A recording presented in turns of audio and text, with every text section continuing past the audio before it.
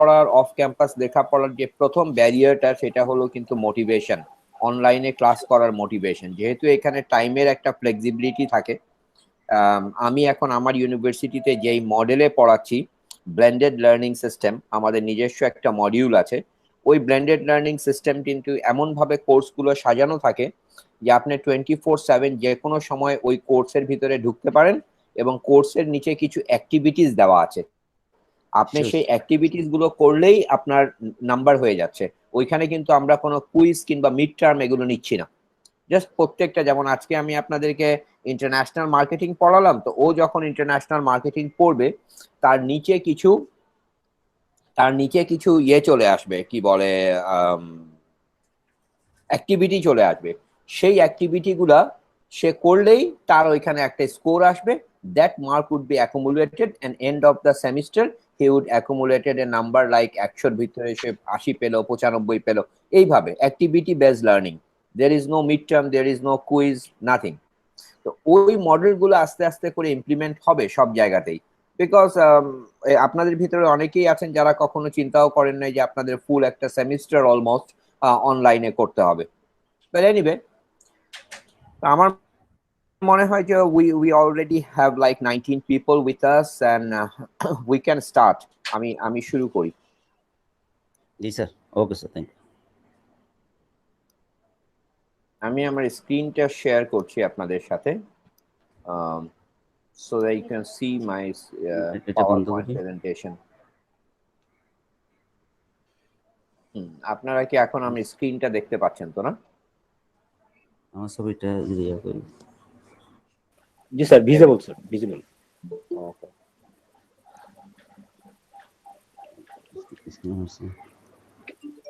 তো যেহেতু আমরা ঈদের আগে মাত্র ক্লাস করেছিলাম, তাও লাস্ট ক্লাসটাতে আমি জানি না কেন আপনারা জয়েন করলেন না, বা কোড পাওয়া যায় না, এরকম কোনো কিছু একটা সমস্যা জহির ভাই বলছিলেন আমাকে। ঈদের আগে আমাদের একটা ক্লাস কিন্তু হয়নি। আমি আবার একটু রিক্যাপচুলেট করি লাইক আমাদের টপিকটা ছিল এন্টারিং ফরেন মার্কেটস। যে আমি যদি ফরেন মার্কেটে এন্টার করতে চাই, ফরেন মার্কেটে ব্যবসা করতে যাই, তাহলে আমার কোন কোন বিষয়গুলো জানা দরকার। এইটাই ছিল আমাদের পড়ালেখার মেইন বিষয়টা। So while studying in last lecture, I talk about little bit about different approaches of foreign market. So approaches গুলা কিভাবে সেট হচ্ছে? approaches গুলা সেট হচ্ছে আপনার নিজের কোম্পানি বা নিজের অর্গানাইজেশন যাকে আপনি রিপ্রেজেন্ট করছেন তার ক্যাপাসিটির উপরে কিন্তু ডিপেন্ড করছে যে কোন মুডে আপনি ইন্টারন্যাশনাল মার্কেটে এন্ট্রি করবেন। তো আমরা এখানে দুইটা ভাগে ভাগ করেছিলাম, একটা ছিল non equity model of marketing and another was equity model of marketing. ব্যাপারটা একেবারেই সোজা, যে আপনি যদি বিদেশের কোনো মার্কেটে এন্টার করেন, ব্যবসা করেন, এবং সেখানে যদি আপনার কোনো মূলধন নিয়োগ করা না থাকে, মূলধন এমপ্লয়েড না থাকে, that would be non equity mode. আর যদি আপনি বিদেশে ব্যবসা করছেন, সেখানে আপনার মূলধন বিনিয়োগ করা আছে, তাহলে সেটা হবে ইকুইটি মুড। এইটুকু বুঝতে কি কারো কোনো প্রবলেম আছে? No sir. আমাকে মাঝে মাঝে একজন হ্যাঁ না উত্তর দিয়ে, আদারওয়াইজ ক্লাসটা খুব মনোটোনাস হয়ে যায়। আর আমি আপনাদেরকে আরেকটা জিনিস রিকোয়েস্ট করব, যে আমি কিন্তু প্রশ্ন করে অভ্যস্ত।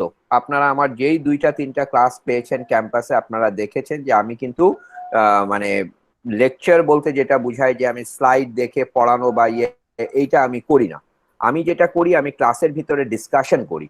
Because all the participants here, you guys are mature, you are working somewhere, so you have already come across all this situation where I'm talking about. আপনারা এই বিষয়গুলো জানেন অলরেডি আগের থেকে। কিছু জিনিস আছে যেটা জানেন না, সেটা আমরা ক্লাসে জানবো। আর কিছু বিষয় আছে যেটা আর্গুমেন্টের মাধ্যমে বা ডিসকাশনের মাধ্যমে আমরা জানবো। এটা কিন্তু স্লাইড দেখে আমরা জানবো না। ওই সুযোগটা অনলাইনে একটু লিমিটেড। তারপরেও যখন আমি যাকে করব, যাকে জিজ্ঞাসা করব, বা নিজে থেকে কেউ যদি কোনো কিছু বলতে এগিয়ে আসেন, আমার জন্য খুব ভালো হয়। এবং যে কথা বলবে সে যদি একটু ক্যামেরা অন করে, if you are in a position to show you আপনাকে যদি আমরা দেখতে পারি তাহলে কিন্তু ক্লাসের ভিতরে সে ইন্টারঅ্যাক্টিভ মুডটা চলে আসে। কারণ অনলাইন ক্লাসে ওই যে আমি একটা জিনিস বলছিলাম যে মোটিভেশনের একটা প্রবলেম আছে, আমরা যদি কাউকে না দেখি শুধু ভয়েস শুনি তাহলে একটু মনোটোনাস লাগে। তো if you are answering me, why not you, if possible, কারণ শুক্রবার দিন 9টা-10টার সময় আপনি হয়তো রেডি নাও থাকতে পারেন, তো আপনি রেডি থাকলে আপনি ক্যামেরা অন করে আমার সাথে, আমাদের সবার সাথে সবাই আপনাকে দেখলো।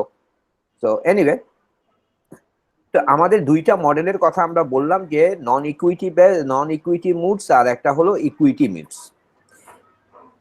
এরপরে আমরা একটা স্লাইড সেদিন শো করেছিলাম যে ডিপেন্ডিং অন এন্ট্রি মুড, ঠিক আছে, আমরা টোটাল যে ফরেন মার্কেট এন্ট্রি আছে সেটাকে বেশ কয়েকটা ভাগে ভাগ করতে পারি। We have discuss like direct exporting, we have discuss indirect exporting. এক্সপোর্টিংটা হলো সবচেয়ে easiest type of entry into the foreign market. আমরা একটা একটা করে সবগুলাই বলবো এখানে। এক্সপোর্টিংটাকে দুই ভাগে ভাগ করা যায়, একটা হলো ডাইরেক্ট এক্সপোর্টিং, একটা হলো ইনডাইরেক্ট এক্সপোর্টিং। এরপরে আরেকটা ছিল, সেটা হলো কনস্ট্রাকশনাল যে entry mode, franchising and licensing. আর একটা এন্ট্রি মুড ছিল which is like investment, you are investing your money in foreign market. That has 3 different form. একটা হলো আপনার representative office, wholly own subsidiary, আর একটা হলো joint venture. So what this are, let's have a look যে এইগুলো আসলে কি। এই যে আমরা কথাগুলো বলছি, এই যে আমরা বাজ ওয়ার্ড গুলো ইউজ করছি, হয়তো আমরা এই জিনিসগুলো অনেক জায়গায় শুনেছি, but do we really have a clear understanding about that? যদি থাকে তাহলে অবশ্যই আমরা একজন আরেকজনের সাথে শেয়ার করব।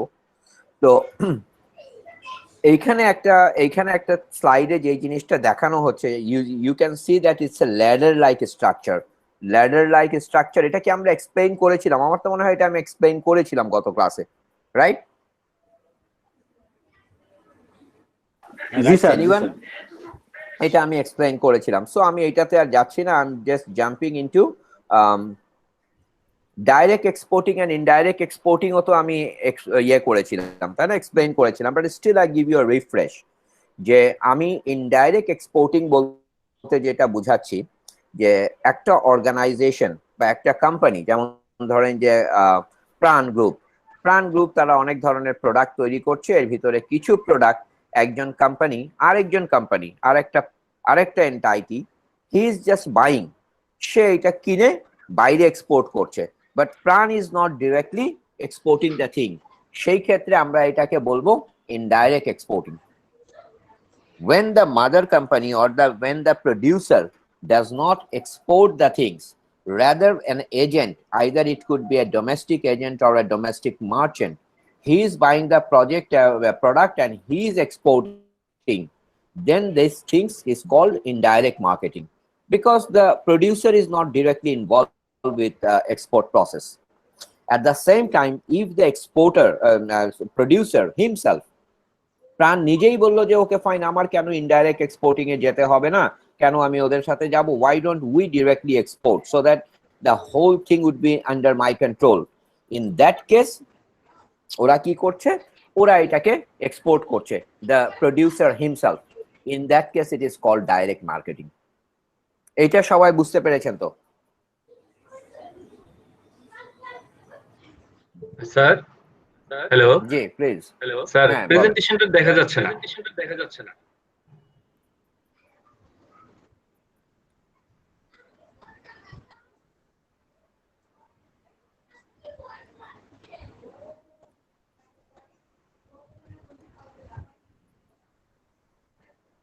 আচ্ছা, অন্য কেউ যদি প্রেজেন্টেশন মুডে আসেন তাহলে আমার এটা কিন্তু অটোমেটিক বন্ধ হয়ে যাবে। আপনারা একটু লক্ষ্য রাখবেন, আপনারা যেন কেউ প্রেজেন্টেশন মুডে চলে না যান। ওকে, এখন কি দেখা যাচ্ছে? জি স্যার, হ্যাঁ দেখা যাচ্ছে স্যার। আমি তো দেখতে পাচ্ছি না। দেখা যাচ্ছে স্যার। উনাকে কি একটু করবেন, হেল্প করবেন, উনি কেন দেখতে পাচ্ছে না? আপনার নামটা প্লিজ। এখন সবাই দেখতে পাবে স্যার, এখন দেখা যাচ্ছে। মাসুদ সাহেব, আপনার কি অবস্থা বলেন? দেখতে পাচ্ছি না স্যার। দেখেন তো পাওয়ার পয়েন্ট দেখতে পাচ্ছেন কিনা? না না স্যার, কোনো কথা শুনতে পাচ্ছি বাট কোনো কিছু দেখতে পাচ্ছি না। আপনি কি ব্যবহার করছেন, laptop or mobile? Laptop sir. Laptop. আচ্ছা আমি ট্রাই করছি স্যার, আপনি যে করে আমি দেখি আমার এখান থেকে ট্রাই করছি দেখা যায়। আপনি আরেকটা কাজ করতে পারেন, what you can do, you leave the meeting and enter হ্যাঁ। এগেইন। এটা একবার Okay. করলে দেখেন তো আসে নাকি। আচ্ছা, আমাদের okay, ভিতরে কি এখন কেউ প্রেজেন্টেশন মুডে আছে? আমি ছাড়া আর কেউ তো নেই, তাই না? আপনি বন্ধ করে দেন স্যার, সব তাইলেই হবে। আমি সব বন্ধ করে দিব মানে? মানে প্রেজেন্টেশন মোড সবারটা আপনি বন্ধ করতে পারবেন তো স্যার? হ্যাঁ, কিন্তু আমি এখানে আবার আমি তো দেখতে পাচ্ছি না যে এরকম এরকম কেউ আছে প্রেজেন্টেশনে। ওকে, তো আপনি আপনি ওইটা লিভ করে আবার আসেন, মাসুদ হোসেন শান সাহেব। জি জি sir, okay. So what else we need to learn from this particular slide? আরেকটা জিনিস আছে, এই যে আমি দুইটা টার্ম আপনাদেরকে বললাম, একটা হলো ডাইরেক্ট এক্সপোর্টিং আর একটা হলো indirect exporting. So do you think that এইটার ডিফারেন্সটা কি, বা কোনটার অ্যাডভান্টেজ কি, কোনটার ডিসঅ্যাডভান্টেজ কি? ডু ইউ থিঙ্ক সো যে এইটাও আমাদের জানা দরকার? জি স্যার, অবশ্যই sir. Right? G sir. So this is just a special distinction, like what is the difference between direct exporting and indirect exporting. One big difference is that if the quantity is limited, like you are not exporting in a large scale, তখন কিন্তু আপনার indirect exporting করাটা ভালো. You just know that your product has a presence in the international market. But the hassle of exporting that you are not taking. যেমন একটা যদি বড় export farm থাকে, অনেক এক্সপোর্ট ফার্ম থাকে, তাদের কাজই হলো যে তারা বিভিন্ন জায়গা থেকে বিভিন্ন কোম্পানির প্রোডাক্ট তারা এক্সপোর্ট করে। কেন এই জিনিসটা হয় আমি আপনাকে বলি। যখন আপনি একটা প্রোডাক্ট কন্টেইনারের মাধ্যমে, কন্টেইনার কে কে চেনেন এখানে? কন্টেইনার চেনেন কেউ? কন্টেইনার চিনি চিনি চিনি sir, 20 feet 40 feet. Exactly. Sir চিনি স্যার। তো হ্যাঁ, তো কন্টেইনারের ভিতরে যখন আপনি একটা প্রোডাক্ট ঢুকাবেন, এই কন্টেইনারটা যখন এক দেশের থেকে আরেক দেশে যাবে, এর ভিতরে কতটুকু জায়গা খালি আছে এটা কিন্তু ক্যালকুলেট হয় না। যারা ইন্টারন্যাশনাল কুরিয়ার করে, যারা কন্টেইনার ভাড়া দেয়, তারা কিন্তু পুরো কন্টেইনারটা ভাড়া দেয়। তো যেমন ধরেন আপনার একটা কোম্পানি, আপনি আচার বানান, প্রত্যেক মাসে 5,000 পিস আচার এক্সপোর্ট হয় বা 20,000 পিস আচার এক্সপোর্ট হয়। এইটা একটা কন্টেইনারের এক কোনায় চলে যাবে, এটা কেউ দেখবেও না, কোয়ান্টিটি অনেক কম। So you have an export opportunity. কিন্তু আপনাকে যদি পুরা কন্টেইনার ভাড়া করতে হতো, তাহলে আপনি কোনোদিন এক্সপোর্টই করতে পারতেন না। এখন একজন এক্সপোর্টার সে কি করছে, সে এরকম যত মানুষ আছে, কেউ আচার বিক্রি করছে, কেউ মশলা বিক্রি করছে, কেউ জ্যাম জেলি বিক্রি করছে, আরো বিভিন্ন ধরনের প্রোডাক্ট, ওর কাজ হলো সবার কাছ থেকে এগুলো একসাথে জোগাড় করে একটা কন্টেইনার সে ভাড়া করবে, ভাড়া করে সেটা জার্মানি পাঠিয়ে দিবে। আপনি কথাটা বুঝতে পেরেছেন? জি স্যার, জি স্যার। বেসিক ডিফারেন্স হলো ইনডাইরেক্ট এক্সপোর্ট তখনই আমি করব যখন আমার quantity is not large. You got my point? আর যখন আমি নিজে ক্যাপেবল হব যে আমি 10, 15, 20 কন্টেইনার মাল প্রত্যেক দিন আমি এক্সপোর্ট করতে পারছি, then you go direct exporting, because exporting itself is a very big task. And in many cases আপনি যদি নিজে এক্সপোর্ট করতে চান, তাহলে কিন্তু আপনাকে কি করতে হবে, আপনাকে একটা আলাদা টিম রেডি করতে হবে, আলাদা একটা ডিপার্টমেন্ট খুলতে হবে, যারা এই জিনিস, এই কাজগুলো, এই এক্সপোর্টিং এর কাজগুলো করবে। সেই জিনিসটা অনেকেই ইনিশিয়ালি করতে চায় না, এবং ইনিশিয়ালি করাটা ফিজিবল না। আমরা এখান থেকে what is our learning? Sir এই ধরনের কোম্পানিকে লজিস্টিক কোম্পানি বা শিপিং কোম্পানি বলে? এই ধরনের company logistic company and shipping কোম্পানিও বলে। একটা হলো এক্সপোর্টার। এক্সপোর্টাররা কি করে, ব্যাপারটা কিভাবে হয় আমি বলি। যেমন ধরেন যে আমি একজন এক্সপোর্টার, আমার কাছে সবার, যেমন আমার চাই, ধরেন আমি জার্মানিতে কিংবা অস্ট্রেলিয়াতে আমি এক্সপোর্ট করি, so I am exporter, simple. আমার কাছে সবাই আসবে, সবাই এসে আমাকে তাদের প্রোডাক্ট গুলো দিবে এবং আমি তার এক্সপোর্টটা এনশিওর করবো যে আপনার এক্সপোর্ট হয়ে যাবে। ওনার যখন পেমেন্ট হবে উনি ব্যাংক থেকে ডাইরেক্ট এলসির মাধ্যমে এটা হবে, উনি ডাইরেক্ট পেমেন্টটা পেয়ে যাবে। আমার কাজ হলো আমি এই সবার প্রোডাক্ট অস্ট্রেলিয়াতে এক্সপোর্ট করব। আমার আবার অস্ট্রেলিয়াতে একজন ইম্পোর্টার থাকবে, তার সাথে আমার যোগাযোগ হবে।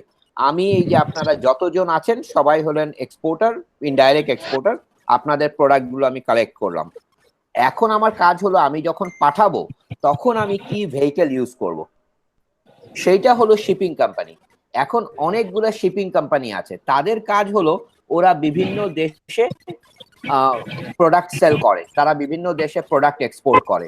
ওরা আমার সাথে যোগাযোগ করবে বা আমি তাদের সাথে যোগাযোগ করব, যোগাযোগ করে আমি বলবো যে আমার শিপমেন্ট এত কেজি আছে, এই শিপমেন্টে আপনি জার্মানিতে হামবুর্গে বলেন বা অস্ট্রেলিয়াতে সিডনিতে এটা যাবে বা মেলবোর্নে এটা যাবে। That is my work. আর শিপিং কোম্পানির কাজ হলো এই কুরিয়ার কাজটা করা। স্যার লজিস্টিক কোম্পানি একই একই লজিস্টিক কোম্পানিও ওদের একই কাজ, ওরা এই শিপিংটা করে, শিপিং লজিস্টিক একই। যেমন ধরেন যে বাংলাদেশ থেকে ইন্ডিয়ায় যাবে, ট্রাকে করে যাচ্ছে, তো এইটাকে তো আর আপনি শিপিং বলবেন না, শিপ আমরা ওইটাকেই বলি। প্লেনে যায় যেটা, যেটা ইয়েতে যায়, জাহাজে যায়। আর যেগুলো রোডের মাধ্যমে হয় সেগুলাকে আমরা সাধারণত ওই লজিস্টিকই বলি। থ্যাংক ইউ স্যার, কনসেপ্টটা ক্লিয়ার হয়েছে। এনিওয়ে, আমরা এরপরে আসি। As I told you that there are some advantages and disadvantage of direct exporting, indirect exporting. তো এটা আপনারা বাসায় দেখবেন, এটা আর আমি এখানে কভার করছি না। Did we talk about licensing? Licensing নিয়ে কি আমরা কথা বলেছিলাম? Sir usually sir Yes. মানে which one is best actually, direct or indirect? ওই যে আমি বললাম যে it is not about the best, it depends on in which stage you are. আপনার এক্সপোর্টিং যদি অনেক বেশি হয়, ভলিউম যদি অনেক বেশি হয়, ডেফিনেটলি ডাইরেক্ট এক্সপোর্টিং ভালো। বিকজ ডাইরেক্ট এক্সপোর্টিং আপনি যখন করবেন তখন আপনাকে ওই এজেন্টের পয়সাটা দেওয়া লাগবে না। আর আপনি যখন ইনডাইরেক্ট এক্সপোর্ট করবেন তখন কিন্তু আপনাকে এজেন্টকে পয়সা দিতে হবে। সো আলটিমেটলি আপনি এক্সপোর্ট করে যেই টাকা আর্ন করছেন তার একটা পার্সেন্টেজ কিন্তু চলে যাচ্ছে হলো এজেন্টকে দেওয়ার জন্য। তো স্যার এখানে আবার রিস্ক ম্যানেজমেন্টের একটা বিষয় আছে। হ্যাঁ হ্যাঁ, রিস্ক ম্যানেজমেন্ট, ওই যে আমি আপনাকে বললাম যে sometime you are not even equipped to export. আপনি নিজে সেই হ্যাসেলটা নিতে চাচ্ছেন না, আপনি নিজে সেই হ্যাসেলটাই নিতে চাচ্ছেন না। সো ডিরেক্ট বিজনেস এইটা ব্যাপারটা কিরকম আমি আপনাকে বলি। যেমন ধরেন যে আমাদের যদি একটা ছোট পার্সেল হয় তাহলে আমরা কি করি, সুন্দরবন কুরিয়ারে যায় দিয়ে আসি, তাই না? আর যদি আপনি বাসা চেঞ্জ করবেন, ঢাকা থেকে সিলেট যাবেন, তখন আপনি কি করছেন, আপনি একটা ভেহিকেল হায়ার করছেন। সেই ভেহিকেলে আবার আপনার শালা সম্বন্ধী একজনকে ঢুকিয়ে পাঠাচ্ছেন, সে যাতে গার্ড দিতে পারে, রাস্তায় যাতে চুরি ডাকাতি না হয়, পুলিশ যাতে না ধরে। You are ensuring the safety and security. তো direct exporting is something like that, যে when the quantity is low or like say small quantity, you better adopt in direct exporting. But when you have grown up, আপনার এখন প্রচুর export হচ্ছে, definitely you have to open your own exporting agent. Clear? তো আমরা কি আগাতে পারি সামনের দিকে? জি sir clear sir, thank you sir. So at the same time we talk about licensing. Licensing নিয়ে কি আমরা বলেছিলাম সবার মনে আছে? আমি আর পুরোনো স্লাইডে যেতে যাচ্ছি না বেশি, নাকি আমরা লাইসেন্সিং নিয়ে বলিনি? স্যার আবার বলেন, ওটা অনেকদিন পর হয়ে গেছে তো স্যার। আচ্ছা ঠিক আছে, ওকে। তো লাইসেন্সিং ব্যাপারটা হলো এরকম যে I can give you an example. যেমন নিচে এক্সাম্পল দেওয়া আছে। র্যাঙ্কস ইলেকট্রনিক কি করে? র্যাঙ্কস ইলেকট্রনিক বাংলাদেশে সনির প্রোডাক্ট বিক্রি করে। আব্দুল মোমেন গ্রুপ এরা কি করে? এরা বাংলাদেশে কোকা কোলা বিক্রি করে, এরা কোকা কোলা তৈরি করে। ব্যাপারটা কি? ব্যাপারটা হলো যে আপনি যখন এক্সপোর্ট করছেন, you are exporting something. Bangladesh থেকে এক্সপোর্ট করছেন কিংবা বাইরের থেকে ইম্পোর্ট করে নিয়ে আসছেন। সনি টেলিভিশন বাইরের থেকে একজন ইম্পোর্ট করে নিয়ে আসলো। নাও দেখা গেল যে এই জিনিসগুলা ম্যানিপুলেশন হতে পারে। কেমন? যেমন ধরেন যে বাংলাদেশে এই জিনিসগুলো খুব ফ্রিকুয়েন্ট হয়, সেই জন্য আমি আপনাদেরকে বাংলাদেশের এক্সাম্পলটাই দিলাম, সনির এক্সাম্পলটাই দিলাম। চায়না থেকে অনেক টেলিভিশন আসে, যেই টেলিভিশনগুলোর ভিতরের পার্টস গুলো আসলে একটু ম্যানিপুলেট করা হয়, চেঞ্জ করা হয়, বিলো স্ট্যান্ডার্ডের প্রোডাক্ট দেওয়া হয় এবং সেগুলো নিয়ে স্টেডিয়াম মার্কেটে বিক্রি করা হয় সনি নাম দিয়ে। আবার at the same time Sony original product এইটাও স্টেডিয়াম মার্কেটে পাওয়া যায়। ঢাকার স্টেডিয়াম মার্কেট, ইলেকট্রনিক্স মার্কেটে আপনারা কেউ গিয়েছেন? জি স্যার, গেছি স্যার, রেগুলার Okay. যাওয়া হয়। তো রেগুলার যাওয়া হয়, আপনারা জানেন ওই মার্কেটটা সম্পর্কে। এখন প্রশ্ন হলো যে আমি যখন as a customer when I will go in the market to visit and buy something about Sony, right? আমি Sony কিনতে চাই। So what would be my impression? আমি যে সনির প্রোডাক্ট কিনছি এটা আসলেই সনি কিনা এবং এইটার ওয়ারেন্টি থাকবে কিনা। সনির প্রোডাক্ট যদি আপনি স্টেডিয়াম মার্কেট থেকে কিনেন, আপনি দেখবেন যে র্যাঙ্কসের যেই দাম তার থেকে প্রায় প্রত্যেকটা প্রোডাক্টে 10,000 5,000 টাকা দাম কম, কিন্তু আপনি বলবেন যে ওয়ারেন্টি, ওরা বলবে যে ওয়ারেন্টি দিব না। তো এতে করে হচ্ছে কি, একটা ভালো ইন্টারন্যাশনাল ব্র্যান্ড যখন এই ধরনের লোকাল মার্কেটে আসে, আসার পরে এরা এরা বিভিন্ন ধরনের কম্পিটিটিভনেস মানে কম্পিটিশন ফেস করে। প্রাইস কম্পিটিশন হতে পারে, প্রোডাক্টের কোয়ালিটি কম্পিটিশন হতে পারে। তো এই ক্ষেত্রে একজন কোম্পানি যেমন আমাদের র্যাঙ্কস, ওরা কি করলো, ওরা সনিকে বলল যে তোমরা আমাদেরকে লাইসেন্স দাও। তো লাইসেন্স কি? লাইসেন্স হলো একটা certificate from the parent company. এইখানে প্যারেন্ট কোম্পানি হলো সনি। সনি কি করছে, সনি র্যাঙ্কসকে লাইসেন্স দিয়েছে যে তোমাকে আমি লাইসেন্স দিলাম, তুমি সনির প্রোডাক্ট বাংলাদেশে বিক্রি করতে পারবা। তো যখনই আপনি সনির কোনো প্রোডাক্ট র্যাঙ্কস থেকে কিনবেন, you are getting the original product and you are getting a warranty cover. Warranty cover করছে, সেটা 1 বছরের রিপ্লেসমেন্ট হোক, 3 বছরের সার্ভিস হোক, দ্যাট ইনক্রিজেস দ্য অথেন্টিসিটি। আমি এটা বলছি না যে স্টেডিয়াম মার্কেটে গেলে আপনি অরিজিনাল সনির প্রোডাক্ট পাবেন না, পাবেন, বাট রেয়ার। এবং তারা কিন্তু লাইসেন্সি না। তারা যদি লাইসেন্সি না হয়, still you have a doubt whether this product is really a Sony brand or partially Sony brand. Partially Sony brand হতে পারে, the casing is fine, some component processor is fine, but ভিতরে picture tube Sony হতে পারে, কিন্তু ভিতরের অনেক component এটা হয়তো চেঞ্জ করে দেওয়া হয়েছে, that you don't know.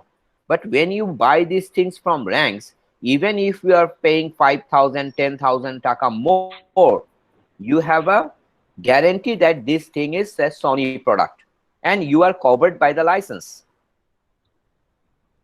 আমি কি বুঝাতে পারলাম? Did you get my point? I need your interaction.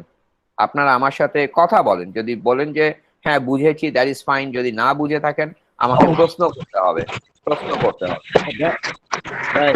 Actually it is an official permission, just permission. হ্যাঁ এক্স্যাক্টলি, এটা পারমিশন না, এটা লাইসেন্স দিচ্ছে। লাইসেন্স মানে হলো যে সে অফিশিয়ালি র্যাঙ্কস কে বলছে যে you are my official agent.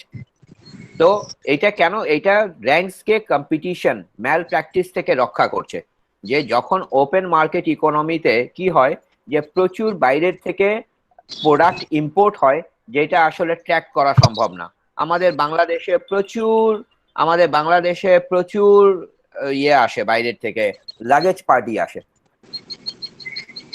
বিদেশ থেকে যত মানুষ আসছে, তারা যদি একটা করে টেলিভিশন নিয়ে আসে, প্রত্যেকদিন যেই পরিমাণ লোক বিদেশ থেকে আসে, তাহলে এটা একটা আলাদা মার্কেটই তৈরি করা যায়। স্টেডিয়াম মার্কেটের মতো এর থেকে বড় ইলেকট্রনিক মার্কেট তৈরি করা যায় শুধুমাত্র লাগেজ পার্টির মাধ্যমে। তো সেই ক্ষেত্রে licensing is a good thing. তো এরপরে আমরা আসি ফ্র্যাঞ্চাইজিং। ফ্র্যাঞ্চাইজিং ব্যাপারটা কি? ফ্র্যাঞ্চাইজিং এক্স্যাক্টলি লাইসেন্সিং যা, ফ্র্যাঞ্চাইজিংও তাই। কিন্তু লাইসেন্সিং যেমন ঢালাও ভাবে সব ধরনের প্রোডাক্টের ভিতরে হয়, ফ্র্যাঞ্চাইজিং কিছু কিছু স্পেশালাইজড প্রোডাক্টের উপরে হয়। ওকে, কিছু স্পেশালাইজড প্রোডাক্টের উপরে বা কিছু স্পেশালাইজড প্রোডাক্ট একটা ডিফারেন্ট মুডে লাইসেন্স দেয়, সেটাকে বলা হয় ফ্র্যাঞ্চাইজিং। যেমন ধরেন যে আমি দেখেন এখানে নিচে কয়েকটা কোম্পানির নাম দিয়েছি, Pizza Hut, burger king, KFC. এই কোম্পানিগুলোর এক্সাম্পলটা দেওয়ার মেইন কারণ হলো যে আপনি একটু ভালোভাবে তাকায় দেখেন নামগুলোর দিকে, যে এই খাবারগুলো কিন্তু আমরা খাই, রাইট? জি স্যার, স্যার দেখা কিন্তু যাচ্ছে না, পিপিটিটা দেখা যাচ্ছে না। প্রেজেন্টেশনে দেখা যাচ্ছে না স্যার। সবার ক্ষেত্রেই কি এটা হচ্ছে? সবার ক্ষেত্রে হচ্ছে স্যার, আমি যদি ল্যাপটপে দেখতেছি আর কি। সবার ক্ষেত্রে মনে হয়। জি জি জি। এখন স্টুডেন্ট আমি আমি প্রেজেন্টেশন রিজিউম করছি। এখন ঠিক আছে? স্যার ঠিক আছে, এখন আসতেছে।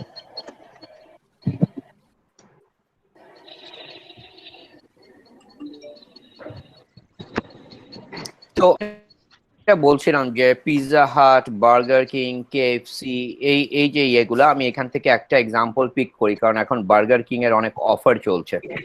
এই যে burger king is an international brand, এবং একটা বার্গারের দাম কত জানেন? ইন নর্মাল কেস, এখন ওরা অনেক প্রমোশন দিচ্ছে, বাট নর্মালি একটা বার্গার যদি আপনি এর সাথে একটু কোক নেন, একটু ফ্রেঞ্চ ফ্রাইজ নেন, তাহলে এর দাম হলো 500 টাকা। ওয়ারাজ আমরা যদি নর্মালি একটা বার্গার বাসায় তৈরি করি, এই যে আমাদের এখানে একজন কুকিং এক্সপার্ট আছেন, একটু আগে দেখলাম উনি জয়েন করেছেন, কি যেন নাম ওনার? Selina, anyway, cook with Selina.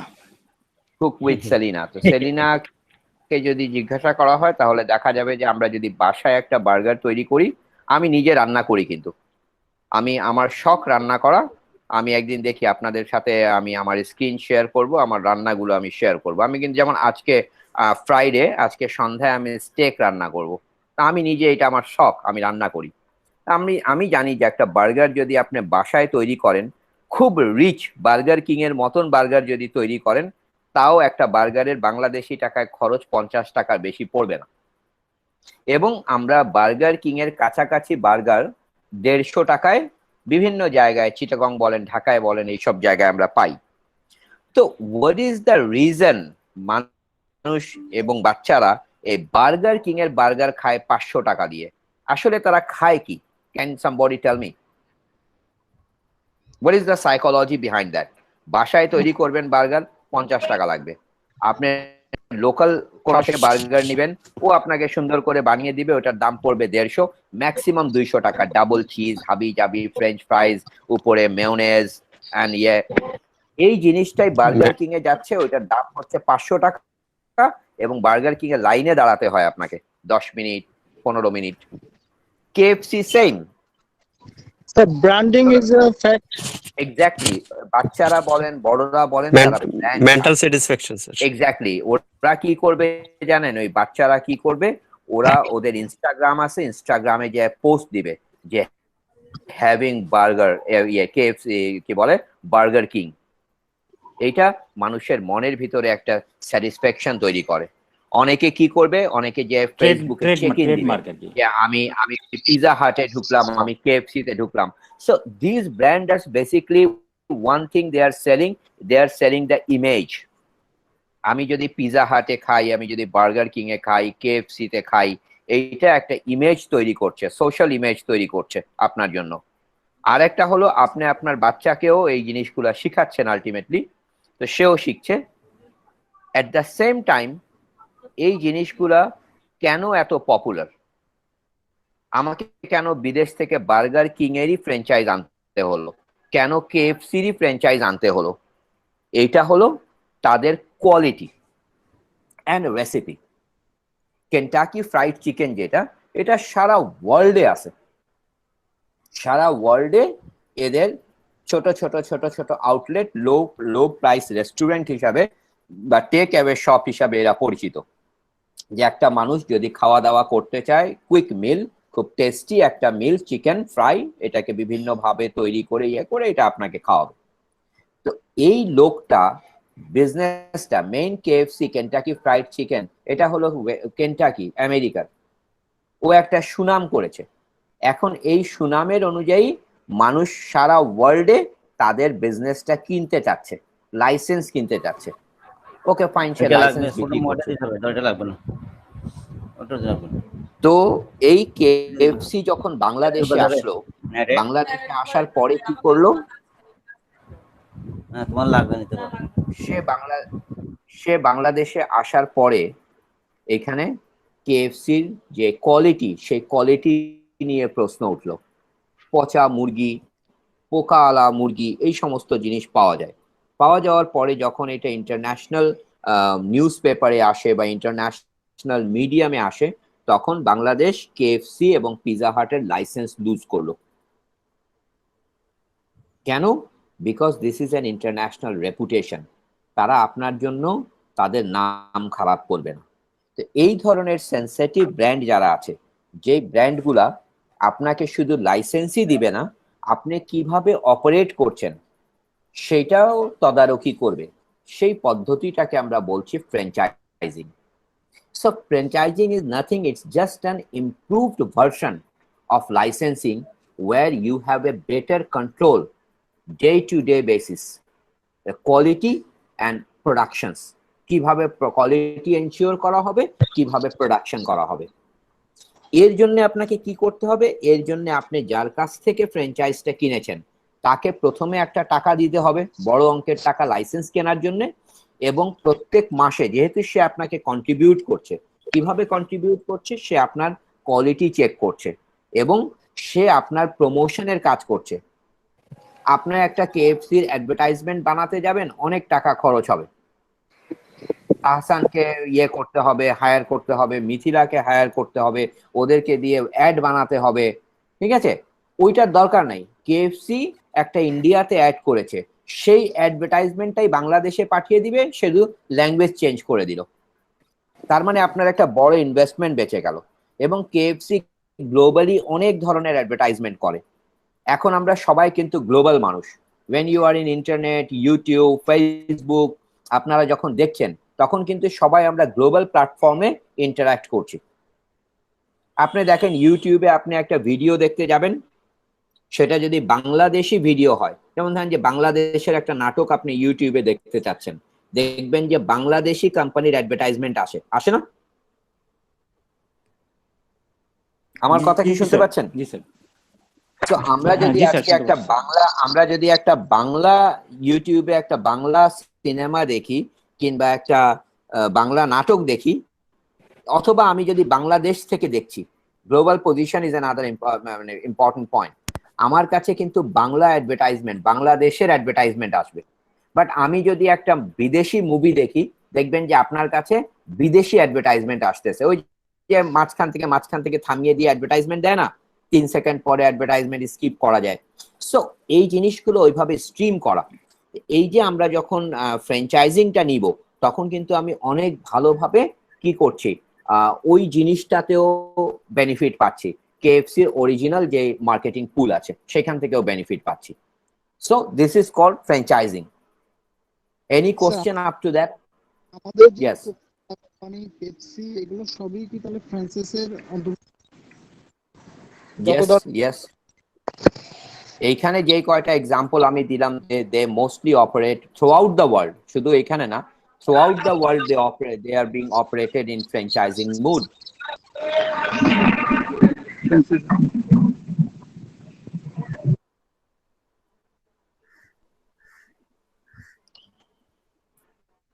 Sir, বাংলাদেশের কোন কোম্পানি বহির্বিশ্বে ফ্র্যাঞ্চাইজিস দিচ্ছে এরকম এক্সাম্পল আছে স্যার?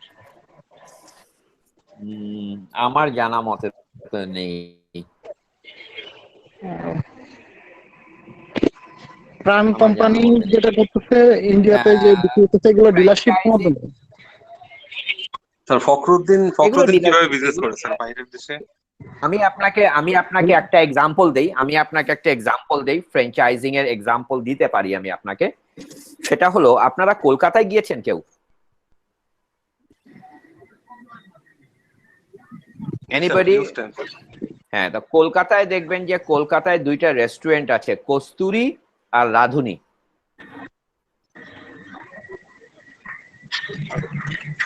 এই দুইটা রেস্টুরেন্টকে আমরা ফ্র্যাঞ্চাইজিং বলতে পারি, বিকজ ওইখানে যারা ব্যবসা করছে এটাকে আসলে ফ্র্যাঞ্চাইজিং বলা যাচ্ছে না, এটাকে আসলে বলতে হবে জয়েন্ট ভেঞ্চারি।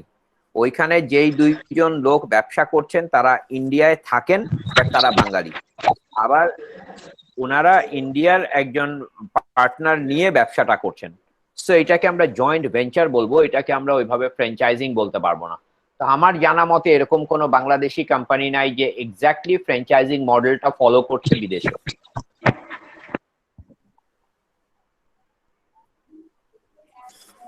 ওকে, এইবার আমরা আসি নতুন একটা জিনিসে, এটার নাম হলো টার্ন কি প্রজেক্ট। টার্ন কি মানে হলো চাবি ঘুরাও প্রজেক্ট। এই ব্যাপারটা হলো যে when a company he has all the expertise, সেই এক্সপার্টাইজের ভিতরে কি থাকবে? এই যে দেখেন এখানে লেখা আছে টেকনোলজি থাকবে, ম্যানেজমেন্ট এক্সপার্টাইজ থাকবে, ক্যাপিটাল ইকুইপমেন্ট থাকবে ইন সাম কেসেস। এইগুলোর মাধ্যমে সে যখন বিদেশে একটা কাজ করবে এবং তার কাজের কন্ট্রাক্টটাই হবে যে আমি এই কাজটা শুরু করব, শেষ করব, তারপরে আর আমার কোনো কাজ নেই। এইটাকে আমরা বলছি টার্ন কি প্রজেক্ট। হ্যালো,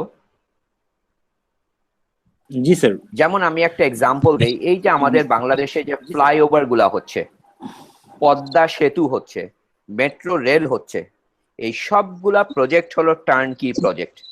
কোনোটা চায়নার সাথে, কোনোটা জাপানের সাথে আমাদের কন্ট্যাক্ট। তাদের কাজ হলো তারা আমাদের দেশে এসে এই প্রজেক্টটা চালু করে দিয়ে চলে যাবে।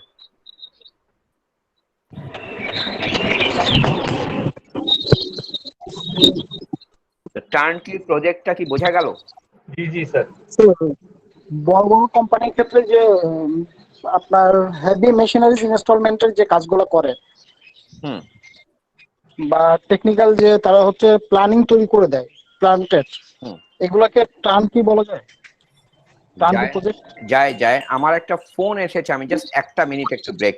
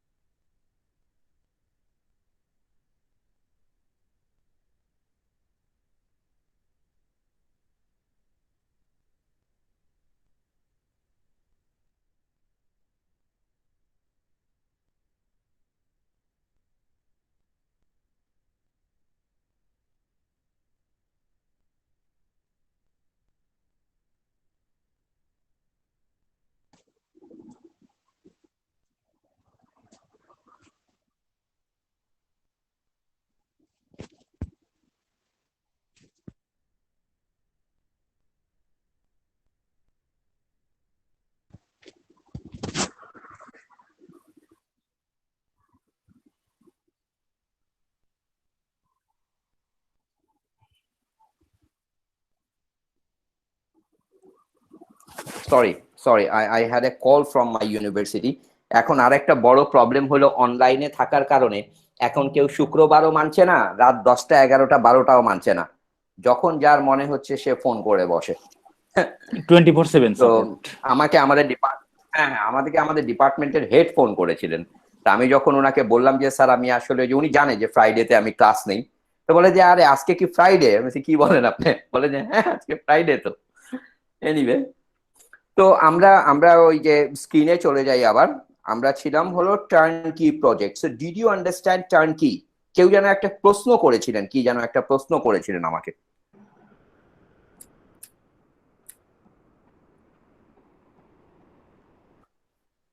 এনিওয়ে, যদি প্রশ্ন না থাকে আমরা এর পরেরটাতে যাই।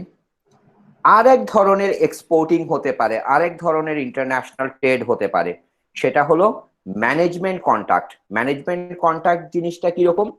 ম্যানেজমেন্ট কন্ট্রাক্টটা হলো আমি একজন মানুষ বা একটা দেশে কোনো একটা কোম্পানি কোনো একটা স্পেশাল জিনিস ম্যানেজ করতে পারছে না, তার সে এক্সপার্টাইজ নাই, আমি কি করব? আমি তার সিস্টেমটাকে ম্যানেজ করে দিব। যেমন অনেক বড় বড় কোম্পানি আছে, অনেক বড় ইউনিভার্সিটি আছে, তাদের যে অনলাইন অ্যাক্টিভিটি সার্ভার, এই সার্ভারের ম্যানেজমেন্ট কন্ট্রাক্ট দেওয়া আছে ইন্ডিয়ার একটা কোম্পানিকে, জার্মানির একটা কোম্পানিকে, তারা সার্ভার মেনটেন করে। আপনারা কি আমার কথা বুঝতে পারছেন?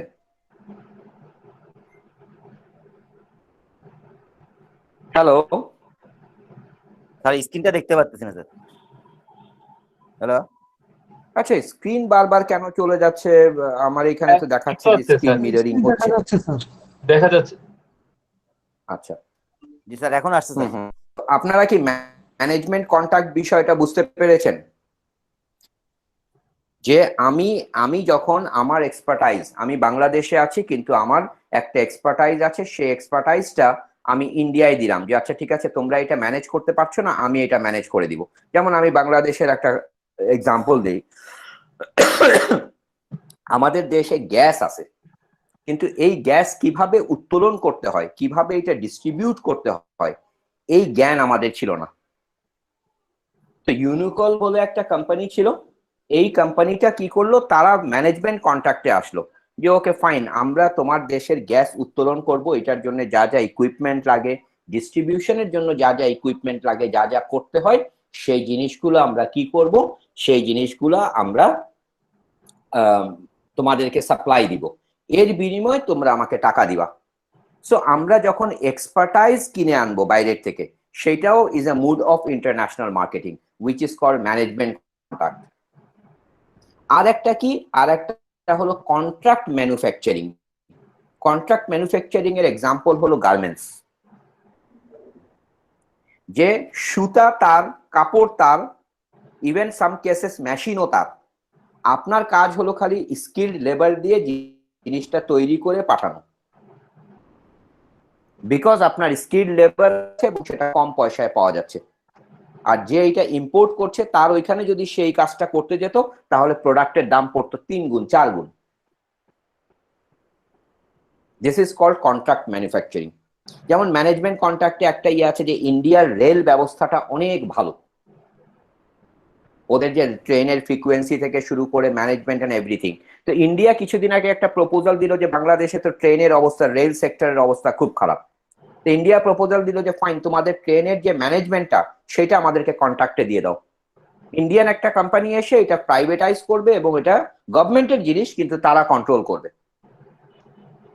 So this is the difference between contract manufacturing and management contract.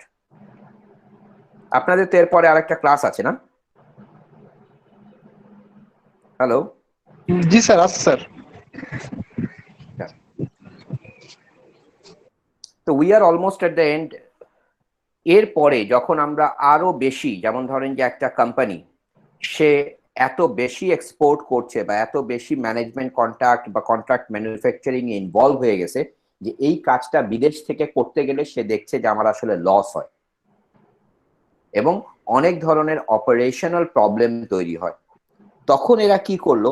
তখন এরা বলল যে না, আমরা কি করব, আমরা হোললি ওন সাবসিডিয়ারি। হোললি কথাটার মানে হলো পুরা, যে আমরা বিজনেসটা করব বিদেশে কিন্তু পুরা কোম্পানিটা আমার থাকবে। কথাটা কি বুঝাতে পারছি? যেমন ধরেন যে টয়োটা কোম্পানি ওরা কি করলো, ওরা ইন্ডিয়ায় যে একটা হোললি ওন সাবসিডিয়ারি করলো, যে ওই টয়োটা কোম্পানিকে জায়গা দেওয়া হলো, তারা ম্যানুফ্যাকচারিং করবে, ম্যানুফ্যাকচারিং করার পরে ইন্ডিয়ায় কিছু গাড়ি বিক্রি করবে, আবার কিছু গাড়ি ওরা ইন্ডিয়ার বাইরে নিয়ে যায় বিক্রি করবে, এবং সরকারকে কোনো টাকা দিবে না, পুরাটাই তাদের। এখন এটা ভালো না খারাপ এটা বলেন? স্যার তারা তো ট্যাক্স দিয়ে হোললি বিজনেস ওন করতেছে। সাবসিডিয়ারি ভালো না খারাপ? হ্যাঁ, তারা তো ট্যাক্স দিয়ে বিজনেস করতেছে সরকারকে। হ্যাঁ, সরকারকে ট্যাক্স দিয়ে বিজনেস করছে। সবচেয়ে বড় সুবিধা হলো যখন একটা কোম্পানি আপনার দেশে আসছে, ম্যানুফ্যাকচারিং করছে, আপনার এমপ্লয়মেন্ট জেনারেশন হচ্ছে না, আপনার দেশের লোক তো চাকরি পাচ্ছে। এবং কিন্তু স্যার বাংলাদেশের পার্সপেক্টিভে যেটা হয়, যেমন চায়নাদের যে ধরনের গার্মেন্টস কিছু আছে বাংলাদেশে, যেখানে দেখা যাচ্ছে যে টপ ম্যানেজমেন্ট, মিডল ম্যানেজমেন্ট থেকে 40% তারা হলো তাদের এমপ্লয় অ্যাপয়েন্টমেন্ট দেয়। লোকাল লেভেলে ঠিক ওয়ার্কার যেগুলো চিপ প্রাইসে থাকে, লেবারদের নিয়োগ দেয় স্যার। ওয়ার্কার যেটা থাকে এক্স্যাক্টলি, এই যে দেখেন সেটা তো আসলে এখন আপনাদের সাথে ইন্টারাকশন হচ্ছে, কত ভালো লাগছে। এর পরের ক্লাসেই কিন্তু আমরা এই জিনিসটা পড়বো, management mode of international operation. এর পরের ক্লাসে আমাদের টপিক। এক্ষেত্রে sir raw material, packing material sourcing গুলা লোকালি হওয়ার একটা সম্ভাবনা থাকে। হ্যাঁ, লোকালি হওয়ার অনেকগুলো সুবিধা আছে, অনেকগুলো অসুবিধাও আছে, সেগুলো আমরা বলবো। বর্তমানে স্যার এটা কিন্তু বর্তমানের জন্য আরো বেশি রিস্ক, আমার মতে আরো বেশি রিস্ক হয়ে যায়, কারণ বর্তমানে সবকিছু ম্যানেজমেন্ট থেকে শুরু করে ওয়ার্ক ফোর্সের সবই টেকনোলজি বেস, আর আমাদের লোকাল পিপলের চাইতে ফরেন পিপল গুলো অনেক বেশি টেকনোলজাইজ বা এক্সপার্টিজনেস তাদের ভিতরে অনেক থাকে। তারা দেখা যাচ্ছে যখন ইনভেস্টমেন্টে যায়, তারা এই টেকনোলজির পার্সপেক্টিভে বলে যে আমাদের এক্সপার্টিস এমপ্লয় আছে, এক্সপার্টিস পার্সন আছে, এই কজ দেখায় তারা হলো তাদের পার্সন অ্যাপয়েন্টমেন্ট করে তারা বিজনেস করতেছে, গভর্নমেন্টকে কিছু ট্যাক্স দেয় এবং তারা এখানে হোল ফ্যাসিলিটি নিয়ে বিজনেস করে যায়। সেখানে কিন্তু আমাদের দেশের জন্য আলটিমেটলি এটা রিস্ক ফ্যাক্টর হিসেবে মনে হয় যে অপরচুনিটি কতটা গ্র্যাব করতে পারবে আমরা বললাম তো যে এইটা তো ধরেন মুড গুলো আমি পড়ালাম। এর পরের ক্লাসে আমি ম্যানেজমেন্টের যে ডিফারেন্ট মুডস আছে ইন্টারন্যাশনাল অপারেশনে, সেগুলা কি, সেগুলার কোনটার কি সুবিধা কি অসুবিধা, এগুলো নিয়ে আমরা ডিটেইল আলোচনা করব। This is a very applicable course, আপনার প্র্যাকটিক্যাল লাইফে এগুলো আপনি এনকাউন্টার করবেন। তো এনিওয়ে, হোললি ওন সাবসিডিয়ারিটা বুঝলাম। জয়েন্ট ভেঞ্চার হলো যে আমি বিদেশি কোনো কোম্পানি, অনেক দেশে আইন আছে যে আপনি যদি ওই দেশে ব্যবসা করতে যান, ইয়েস প্লিজ বলেন। আচ্ছা, আপনি যদি ওই দেশে ব্যবসা করতে যান তাহলে আপনাকে কি করতে হবে, ওই দেশের একজন লোকের সাথে পার্টনারশিপ করতে হবে, এবং এই পার্টনারশিপেরও একটা পার্সেন্টেজ দেওয়া থাকে যে কত পার্সেন্ট বিদেশি পার্টনার হবে, কত পার্সেন্ট লোকাল পার্টনার হবে। এই ধরনের বিজনেসকে বলা হচ্ছে জয়েন্ট ভেঞ্চার। যেমন বাংলাদেশে এই যে এয়ারটেল ছিল joint venture, wholly own subsidiary হলো HSBC, তাই না? আর একটা মুড আছে, সেটাকে বলা হচ্ছে স্ট্র্যাটেজিক অ্যালায়েন্স। স্ট্র্যাটেজিক অ্যালায়েন্স মানে হলো কয়েকটা বিদেশি কোম্পানি মিলে তারা যদি একটা স্ট্র্যাটেজি সেট করে যে আমরা একজন আরেকজনের সাথে স্ট্র্যাটেজিক্যালি অ্যালায়েন্স করব। সেটা কিরকম? যেমন ধরেন যে একটা কোম্পানি আছে, এটাকে বলা হয় স্টার অ্যালায়েন্স এয়ারলাইন্স কোম্পানি। এই যে Singapore airlines, Malaysian airlines, air Asia, এরকম অনেকগুলো কোম্পানি মিলে তারা কি করেছে, তারা একটা স্টার অ্যালায়েন্স করেছে। সেটা কেন? যেমন ধরেন যে একটা মানুষ মালদ্বীপে যাবে, তা মালদ্বীপের এয়ারপোর্ট গুলো হলো ছোট, ওইখানে সব কোম্পানির এয়ারলাইন্স যায় না, মোস্টলি লো কস্ট এয়ারলাইন্স আছে কিছু, বা কিছু লোকাল এয়ারলাইন্স আছে তারা যায়। আবার মালদ্বীপের বাংলাদেশ থেকে ডাইরেক্ট কোনো ফ্লাইট নাই, মালদ্বীপ এয়ারলাইন্সের নিজস্ব এয়ারলাইন্স যেটা, সেটার কোনো ফ্লাইট ডাইরেক্ট বাংলাদেশ থেকে নাই। তো একটা মানুষ আগে যখন স্টার অ্যালায়েন্স ছিল না, তখন কি হতো, প্রথমে আপনাকে বাংলাদেশ থেকে ইন্ডিয়ায় যেতে হতো, ইন্ডিয়া থেকে আবার টিকিট কেটে সেখান থেকে যেতে হতো মালদ্বীপ। এখন স্টার অ্যালায়েন্স থাকার কারণে কি হচ্ছে, যে আপনি ওয়ান পয়েন্ট সার্ভিস পাচ্ছেন। আপনি ইন্টারনেটের মাধ্যমেই ওই স্টার অ্যালায়েন্সের থ্রুতে আপনি একটা টিকিট কাটবেন, যেই টিকিটের মধ্যেই রুট দেওয়া থাকবে, যে আপনি প্রথমে বাংলাদেশ থেকে কলকাতা যাবেন, কলকাতা থেকে দিল্লি যাবেন, দিল্লি থেকে আপনি মালদ্বীপ যাবেন, আবার মালদ্বীপ থেকে যদি অন্য কোনো দ্বীপে যেতে চান সেই রুটটাও দেওয়া থাকবে। এটা করা সম্ভব হয়েছে কিভাবে? এই যে বিভিন্ন এয়ারলাইন্স তারা সবাই এসে একসাথে বসে একটা স্ট্র্যাটেজিক অ্যালায়েন্স করেছে যে আমরা যদি একসাথে থাকি তাহলে আমরা অনেক বেশি কাস্টমার সার্ভ করতে পারবো, যেটা যদি আমরা আলাদা আলাদা থাকি তাহলে পারবো না। তো এইটাই ছিল আমাদের, আমি জয়েন্ট ভেঞ্চারের এক্সাম্পল দিয়েছি, হোললি ওন সাবসিডারির এক্সাম্পল দিয়েছি, এইটাই ছিল আমাদের আজকের লেকচার। আমি এখন 2 মিনিট আরো সময় দিই আপনাদের, যদি কারো কোনো প্রশ্ন থাকে আমাকে করতে পারেন।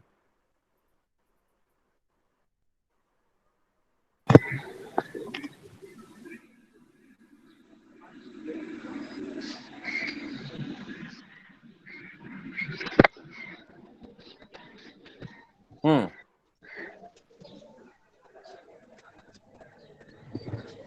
স্যার বাংলাদেশের ট্রেনের যে ম্যানেজমেন্টের কথা বললেন ইন্ডিয়া নিতে যাচ্ছে, এটা কি বাস্তবায়নের দিকে যাচ্ছে স্যার?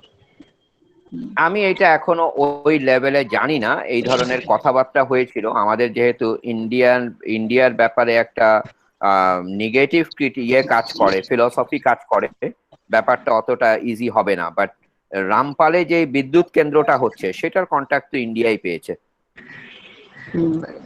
ওইটা ক্যান্সেল হয় নাই স্যার, রামপালেরটা এখন? না না না না, এই যে ইন্ডিয়ান ইন্ডিয়ান লেবাররা কিছুদিন আগে গেল না, 2000 লেবার যে আটকা পড়েছিল, হ্যাঁ হ্যাঁ তো সব ইন্ডিয়ান।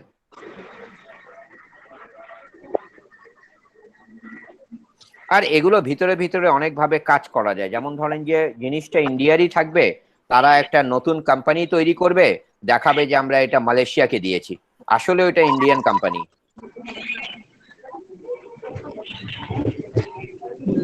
যেমন এই যে আমি যে এখন ক্লাস নিচ্ছি, আমি কোথার থেকে ক্লাস নিচ্ছি এটা কি আপনি বলতে পারবেন নাকি? আপনার তো ক্লাসটা হলো, আপনি পড়ালেখাও করলেন, সবকিছুই করলেন, কোনো সমস্যা হলো না। এখন আমি যদি বলি যে আমি আপনাকে অস্ট্রেলিয়া থেকে পড়াচ্ছি, এবং আপনি আমার ফেসবুকে যা দেখলেন যে আমি ফেসবুকে এখনো চেঞ্জ করতে পারিনি, যে আমার মনেও ছিল না, আমি এটা গতকাল মাত্র লক্ষ্য করলাম যে আমি 3 বছর আগে অস্ট্রেলিয়া থেকে চলে আসছি, কিন্তু আমার স্ট্যাটাস এখনো ফেসবুকে চেঞ্জ করা হয় নাই, এখনো লেখা হলো লিভ ইন অস্ট্রেলিয়া। তো আপনাদের ভিতরে একজন বলতে পারে যে হ্যাঁ আমরা আজকে একজন টিচারের সাথে ক্লাস করলাম, উনি অস্ট্রেলিয়া থেকে ক্লাস নিয়েছেন। So when you are in virtual world, আপনি যে আসলে কোথায় আছেন এটা বলা খুবই মুশকিল।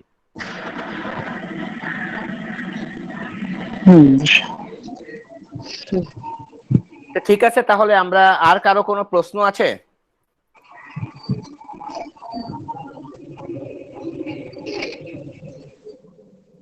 এনিওয়ান?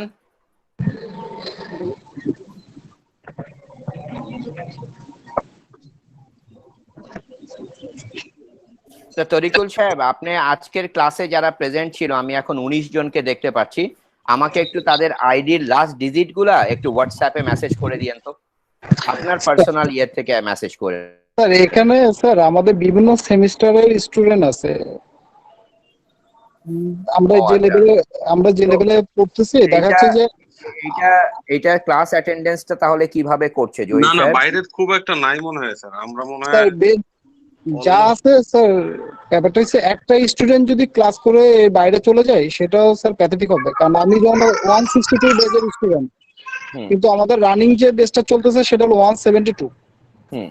সেই জন্য আমার রোল নাম্বার লাস্টের ডিজিট দিয়ে আসলে আইডেন্টিফাই করাটা ডিফিকাল্ট হবে স্যার, কারণ আমার রোল নাম্বার ওই যে 162 বেচের 0 তাহলে টু। আপনি একটু কষ্ট করে গুগল ক্লাসরুমে একটা পোস্ট দিয়ে দেন সবার আইডি সহ।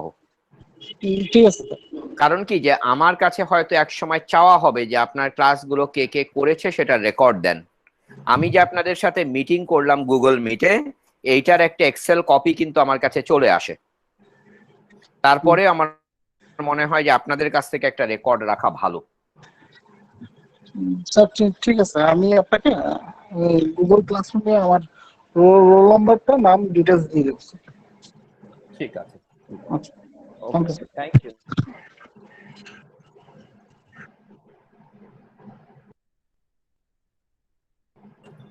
বুঝছো?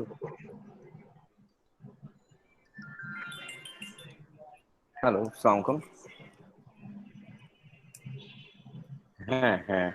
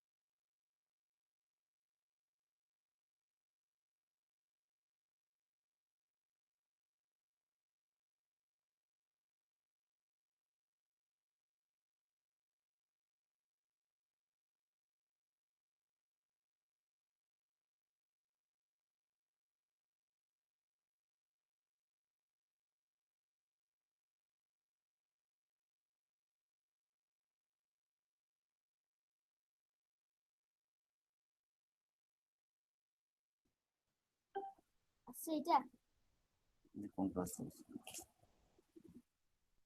হ্যালো